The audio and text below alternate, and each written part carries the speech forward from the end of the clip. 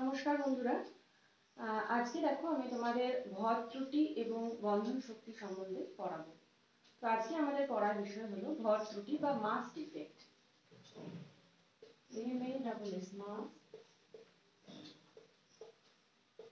Mass defect and binding energy. ঠিক আছে, তো ভর ত্রুটি কোথা থেকে ব্যাপারটা আসে দেখো। যদি কোনো একটা পরমাণুকে আমরা ধরে নিই, তো পরমাণুর যে ইলেকট্রন, প্রোটন এবং নিউট্রন আছে আমরা সকলেই জানি। তো দেখে নাও একটু ছবিটা। এরকম যদি পরমাণু হয়, পরমাণু নিউক্লিয়াস থাকে, নিউক্লিয়াসে কি থাকে? নিউট্রন আর প্রোটন, তাই তো? অর্থাৎ এখানে থাকছে নিউট্রন প্লাস প্রোটন এবং বাইরে থেকে ইলেকট্রন।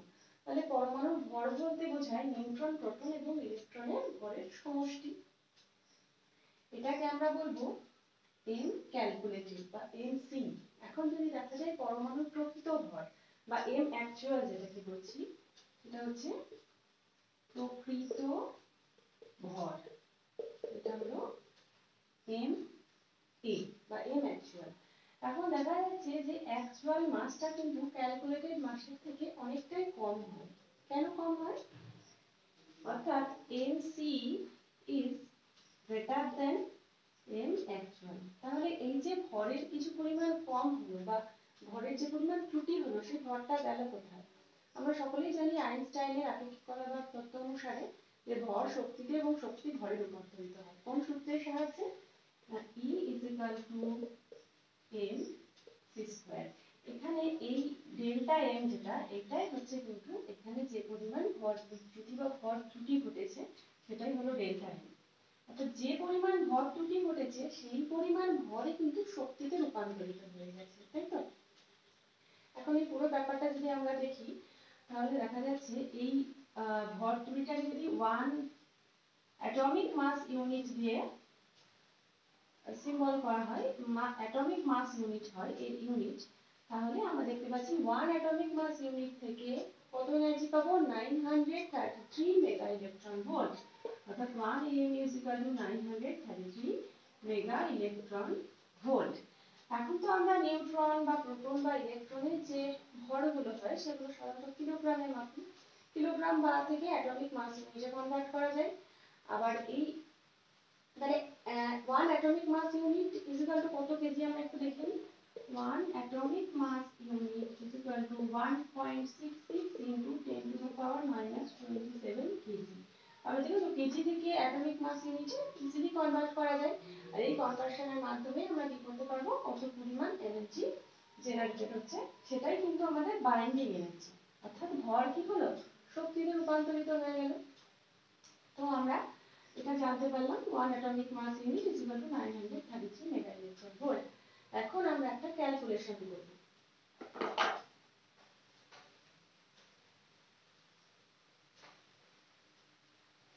এই প্রশ্নটা যেটা আমি বলছি এখন সেটা আমাদের গত বছর এসএলএসটি মাদ্রাসা এখানে এসেছিল।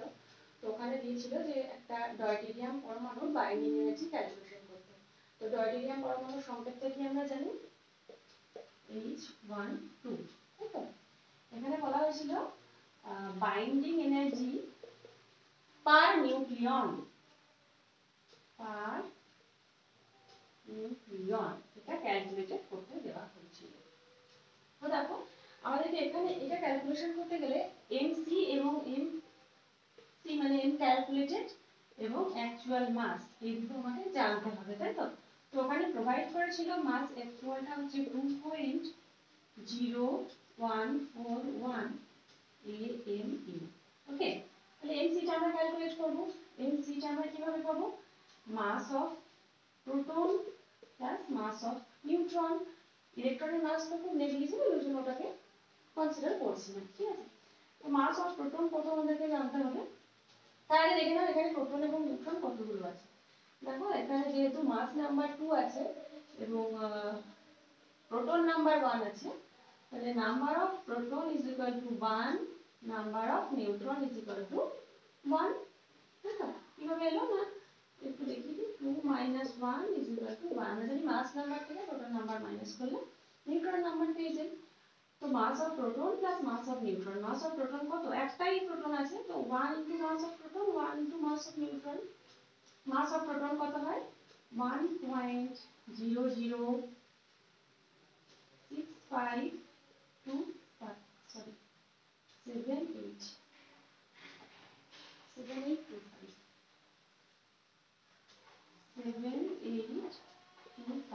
আর মাস অফ নিউট্রন কত 1.008665 এত অ্যাটমিক মাস ইউনিট।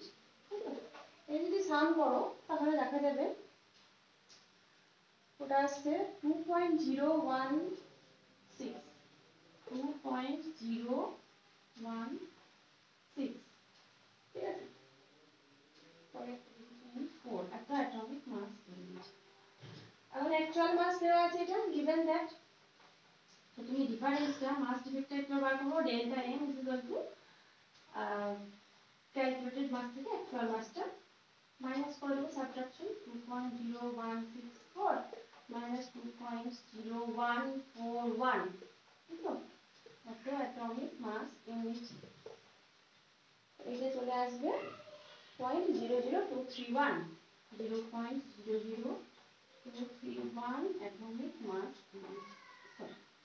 এটা যদি এনার্জিতে কনভার্সন হয়ে যায় according to that formula E is equal to mc square তো আমরা কি পেয়ে যাবো কত পরিমাণ বাইন্ডিং এনার্জি হচ্ছে 0.00231 ইনটু ওই যে বললাম 1 mu is equal to 933 mega electron volt সেটা দিয়ে গুণ করে দেবো তাহলে কত মেগা ইলেকট্রন ভোল্ট হয়ে যাবে আমাদের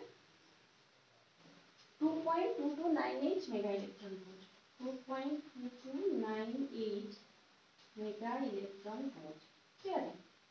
এখন দেখো প্রশ্নটা ছিল ডয়জিনিয়ামের ক্ষেত্রে কি বের করতে হবে বাইন্ডিং এনার্জি পার নিউক্লিয়ন পার নিউক্লিয়ন ব্যাপারটা বলা আছে সেই জন্য আমরা কি করব এই যে এনার্জিটা পেলাম সেটাকে 2 দিয়ে ডিভাইড করে দেবো দেখো এর মাস নাম্বার যেহেতু 2 তাই এটা ডিভাইডেড বাই 2 করে দিলে আমার অ্যানসারটা চলে আসবে 1.12 মেগা ইলেকট্রন ভোল্ট। তাহলে ডিউটেরিয়ামের ক্ষেত্রে বাইন্ডিং এনার্জি পার নিউক্লিয়ন কত হয়ে যাবে 1.12 মেগা ইলেকট্রন ভোল্ট।